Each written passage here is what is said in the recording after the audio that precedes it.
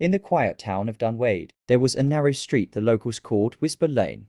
By day, it looked ordinary enough, brick houses pressed together, ivy climbing their walls, children running past with baskets of bread from the market. But at night, no one lingered there. They claimed the air grew heavier, the lamps dimmed faster, and faint voices rustled through the cobblestones like breath, escaping from beneath the earth. Lena, a young woman who had just moved into her late aunt's house on the lane, laughed at the stories. Whispers don't frighten me, she told the grocer when he warned her. She had grown up with silence in her life. Her parents were both gone, and her closest companion had been the books she carried from place to place. Whispers, she thought, might even be comforting. Her first night there, she unpacked by candlelight. At midnight, just as she was setting her aunt's clock on the mantel, she heard it, a soft, low murmur, like someone speaking from beneath the floorboards. She froze, candle trembling in her hand. The words weren't clear, but the rhythm was steady, almost pleading. She searched the rooms, tapped the walls, even pressed her ear to the cold hearthstone.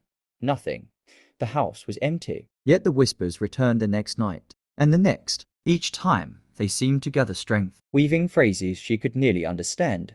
Stay. Listen, remember. Instead of running, Lena leaned closer. She began to keep a notebook, scribbling the fragments she could catch. Over weeks, the scattered words stitched together into a kind of tale, a story of the lane itself. It spoke of an old betrayal, when the street was first built upon marshy ground. Workers had been buried in a sudden collapse of earth, their names forgotten, their families never told. The whispers, Lena realized, were not curses but memories, desperate not to be lost. One rainy evening, she lit every candle in her aunt's parlor, opened the windows, and read aloud the story she had pieced together. Her voice carried into the night, steady and clear. As she spoke, the whispers swelled, circling her like a storm, until suddenly they stopped. Silence fell so thick she thought her hearing had gone. Then, from deep below, came a single sigh, long and grateful, before fading forever. From that night on, Whisper Lane was quiet. The lamps no longer dimmed, and children once again played beneath the ivy walls. Lena stayed,